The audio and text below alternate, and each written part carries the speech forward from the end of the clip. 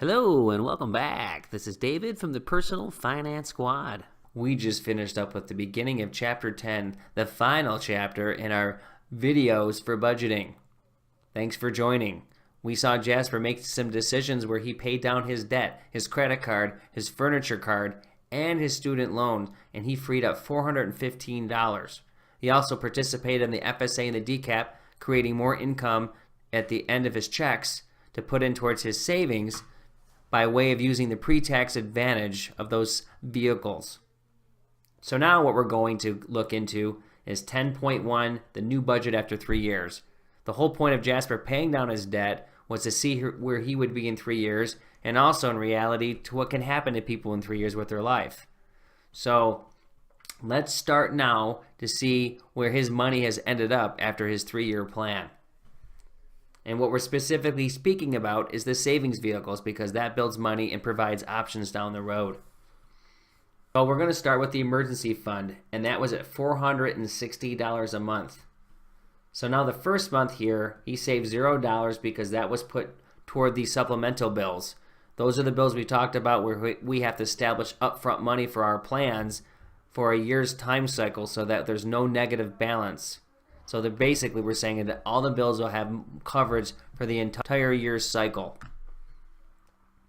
So a month 2 through 36, he was able to hit that 460 times 35, and he came out with $16,100. So just off his goal, but $16,100 as opposed to $16,560 is great. That means he has enough money to hit this goal right here. And it's not 3 to 6 months, it is 6 months. So now he has a cushion, so in case he runs into a problem looking for a new job because he's laid off or something, or wants to change his career, even go back to school for a little bit, whatever, he has options. He has money to make payments. This is very good. And you have to remember, by the way, when you think of, you see this number here, this is not gross pay, this is take-home pay. This is meaning this is money to cover expenses. So this is, in a sense, what you're saying is you're working with after-tax income.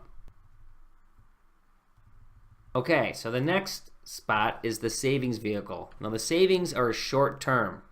We say this in the sense of, we made a paddleboard example in the last section where he wanted to buy a paddleboard in 3 months, but he had to do it in 4 months because he had to put some money toward his credit cards. So again, savings is for something you really can't buy in the 1 month time cycle, but you want to buy it in 2, 3, 4, maybe 6, maybe 8, whatever. The good thing here is that we're looking at this in the sense of if Jasper has saved every dollar. It doesn't mean it's true, but just keep in mind as we keep going through this exercise here that this is just what he could save through the entire 3-year cycle. Now for the emergency fund up here, that money's not to be touched. The savings vehicle, he could certainly touch it at any time he wants. It is his money to do with whatever he pleases, as it would be yours. But in this case, we say he had $32.04 saved for the first month because he had the $167.96 for the fixed bill establishment of the supplemental account money. And then he had month 2 through 35. So you can see that $50 a month went to the creditor, so he was only able to use $150 of the $200, and that left him with this amount of $52.50. And then the month 36, he had a full month because he was back to the debt being paid off, and that allows him to save $5,482.04. Miscellaneous account, month 1 through 36, he also performed the same thing where he took $50 off, and he put $115 instead of $165. But he still achieved $4,140. Rainy day fund. First month, nothing. 2 through 36, same thing, $50.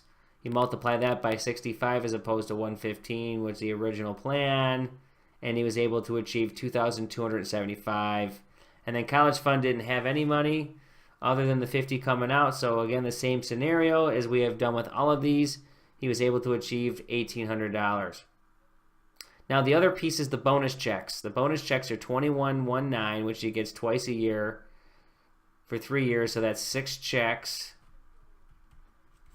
And multiplying that out, that comes up to $12,876. Now, if we sit here and we add all of this up, Jasper would be able to save a total of $42,511 in 3 years, based off an $80,000 gross. You could really don't say gross, you just say $80,000 income, and really he was saving, really taking home more like $60K, somewhere in that ballpark. So that's a good nut. That's a big number. So this is a really good number here. So again, keep in mind that everything works differently for everyone, and this is a holistic exercise. And what we're saying here is that no money's been spent. But in reality, I'm sure savings would be spent to some degree. Certainly miscellaneous, because we keep saying what happens if the dishwasher breaks. Well, the dishwasher could, in fact, actually broke during this 3-year time. Rainy day may or not be touched, may or may not be touched, rather. College fund, we hope not. And bonus checks as well, that could be spent. Again, you can just see the kind of money that can build up over a 3-year plan if you can stick to your bills, assuming that your job is intact and the bills haven't really fluctuated too much in one direction. The idea is to make sure that there's liquidity, there's money to work with. It provides options and the power of just putting money away, but being able to afford your bills at the same time. So there's some other pieces in here, what we've already talked about quite a bit, and then we're just talking about the value of these accounts. So we know the emergency fund you're not supposed to touch at all costs. Savings, we just mentioned, is a temporary vehicle for things you can afford in a given month. Miscellaneous covers all the things you can't account for to pay for. Rainy day is for the rainy day, like a Corvette or a Mustang or a bathroom or a trip to Zimbabwe or something, wherever you want to go. It's things that you would not normally do and wouldn't be able to do for a while. College fund speaks for itself. And in fact, the more money you can put toward college for your kids, if you have them or will have them, the better, because college only goes up in price. In fact, I think over the last 30 years or so, the only two things that have ever gone up in price consistently year after year are gasoline, or the cost of oil on the whole, and college tuition. Bonus checks, they are bonus checks. And we've said all along, bonus checks is what it sounds like. You can do whatever you want with that money. It's a bonus. So you can see now that the savings vehicles have been built up, and you can see the value of having liquidity. And so Jasper is really building himself out for a very nice positive future. Okay, so that's going to end this video. And in 10.2, the next section, increased disposable income. This is the scenario Jasper is getting paid. He's getting more in his paycheck because he's done well at his job, and he's going to get a raise.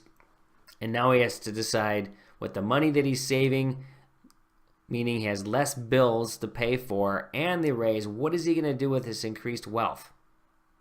Okay, so thanks for joining, and we will see you in the next video.